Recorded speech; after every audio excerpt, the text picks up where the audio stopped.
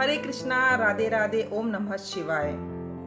आज सोमवार है और आज मैं सोमवार की व्रत कथा सुनाने जा रही हूँ। किंतु भोलेनाथ से मेरी प्यार भरी प्रार्थना है कि जिन्होंने भी सच्चे मन से व्रत रखा है उनका व्रत स्वीकार करें और सबके जीवन में सुख शांति और अखंड सौभाग्य का आशीर्वाद दें और हर कदम पर अपना साथ बनाए रखें। हे भोलेनाथ, सभी दर्शकों को मेरी तरफ से प्रार्थना है कि सबके जीवन में सुख शांति और समृद्धि का वास हो।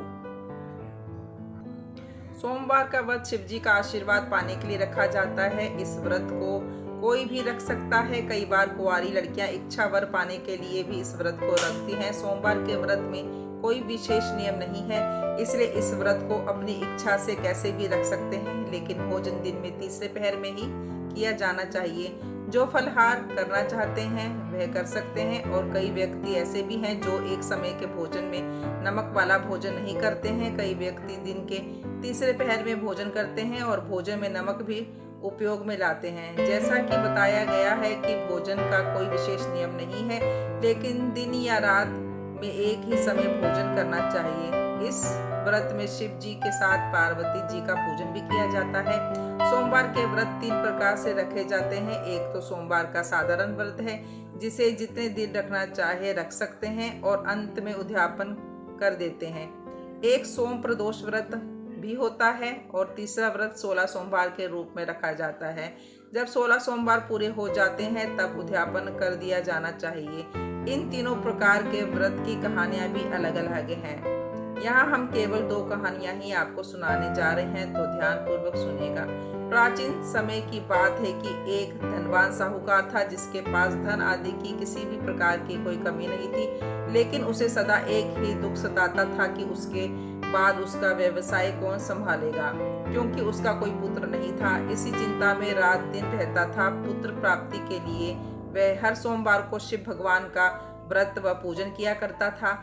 उसी दिन संध्या के समय में वह साहूकार शिव जी के श्री विग्रह के सामने दीपक भी जलाया करता था।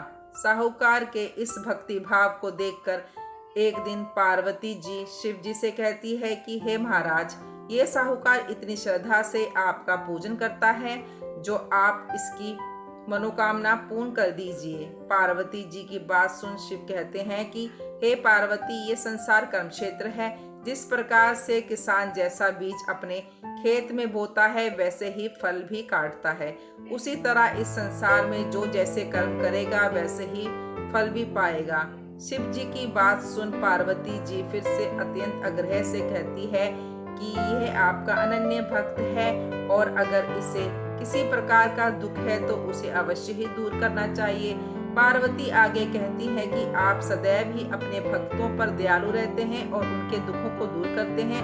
यदि आप ऐसा नहीं कर सकते हैं तो तब कोई क्यों आपकी सेवा व व्रत करेगा।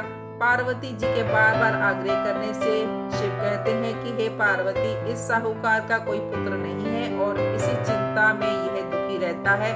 इसके भाग्य में पुत्र है ही नहीं, लेकिन तुम्हारे आग्रह से मैं इसे पुत्र होने का वरदान देता हूँ, लेकिन इसका ये पुत्र 12 वर्ष तक ही जीवित रहेगा। इसके बाद वह मृत्यु को प्राप्त हो जाएगा, क्योंकि इससे अधिक मैं कुछ नहीं कर सकता हूँ। शिव पार्वती के मध्य हुए इस वार्तालाप को साहूकार भी सुन रहा था, इसलिए उसको ना प्रसन्नता हुई और ना ही दुख हुआ।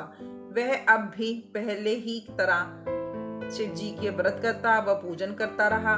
शिव जी की कृपा से साहूकार की पत्नी गर्भवती हुई और 10वें महीने उसकी पत्नी ने बहुत ही सुंदर बालक को जन्म दिया।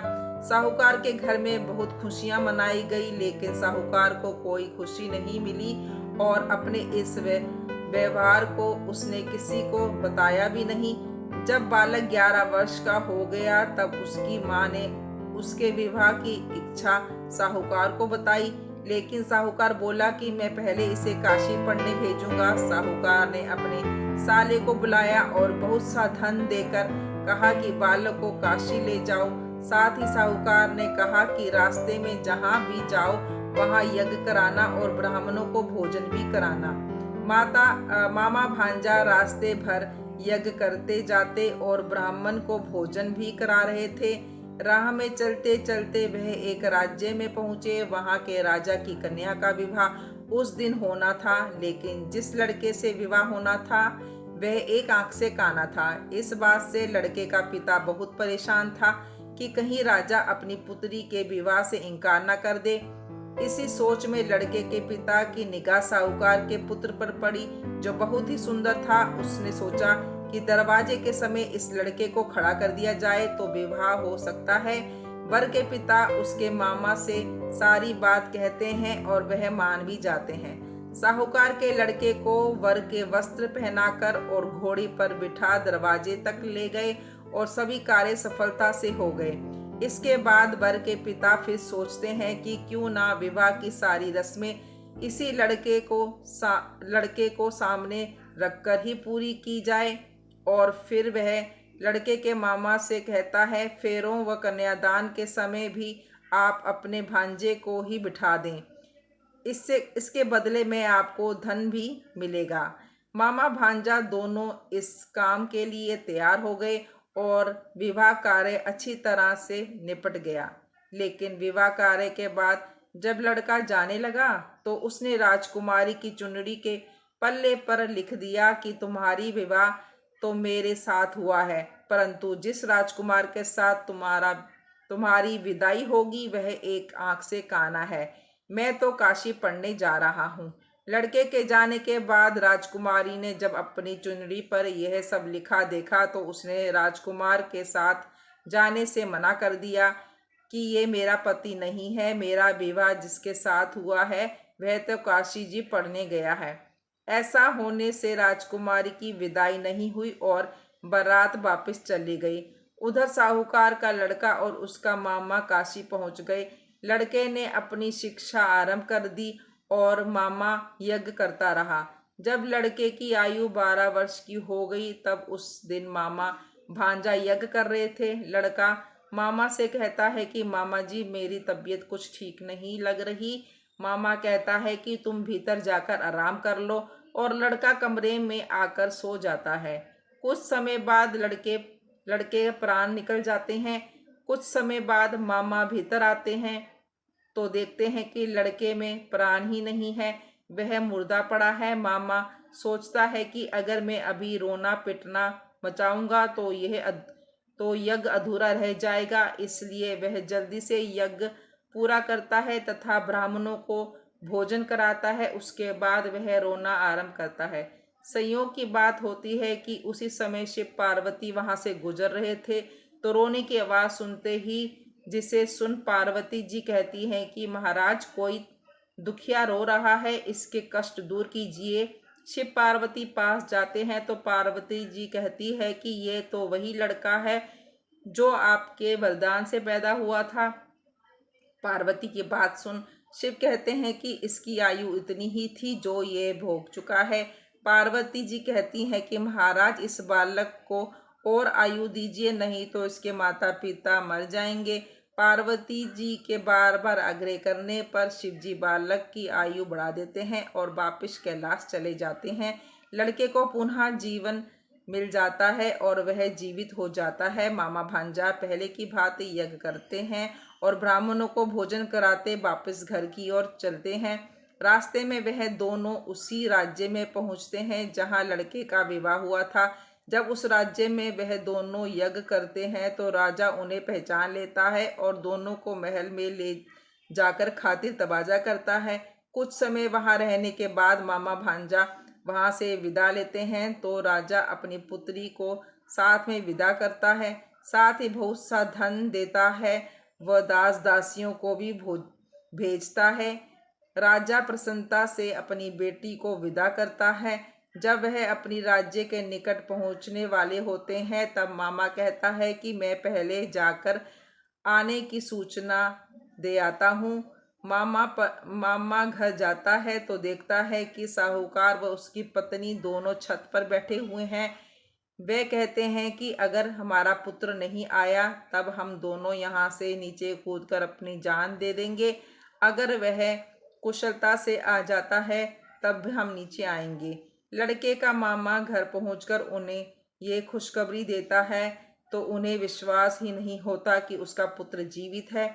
इस पर मामा शपथ से कहता है कि आपका पुत्र आ गया है और साथ ही वह राजकुमारी से विवाह भी कर आया है। राजा द्वारा दिए उपहारों और धन व दान दासियों की बात भी वह कहता है। ये सब बातें सुन साहूकार व उसकी पत्नी प्रसन्नता पूर्वक पुत्र व पुत्रवधू का स्वागत करते हैं और आनंद से रहने लगते हैं। तो ये थी साहूकार की कथा। अब हम दूसरी कथा कहते हैं। प्राचीन काल की बात है। एक ब्राह्मणी अपने पति की मृत्यु होने से दूसरों पर निर्भर रह भिक्षा मांगने लगती है, क्योंकि जीवन यापन का कोई दूसरा मार्ग उसे नहीं मिल पाता है। उसका एक पुत्र भी था, जिसे सुबह साथ ले वह भिक्षा के लिए निकल जाती है और संध्या समय में घर वापस आती है। एक समय घर वापस आते ब्राह्मणी को विदर्भ देश का राजकुमार मिलता है। उसके पिता को शत्रु राजा मार देते हैं और राज्य पर अधिकार कर लेते हैं। वह राजकुमार भटकते हुए ब्राह्मणी को मिल जाता है, जिसे वह अपने साथ घर ले आती है। ब्राह्मणी दोनों बच्चों का पालन पोषण करने लगती है। ब्राह्मणी ने ऋषियों की आज्ञा से प्रदोष व्रत रखना आरंभ कर दिया। एक दिन दोनों बालक वन में खेल रहे थे तो उन्होंने गंधर्व कन्या को देखा। जो ब्राह्मणी का पुत्र तो घर आ जाता है, लेकिन राजा का लड़का अंशुमति नाम की गंधर्व कन्या से बात करने लगता है। अगले दिन फिर राजकुमार आया तो अंशुमति अपने माता पिता के साथ बैठी।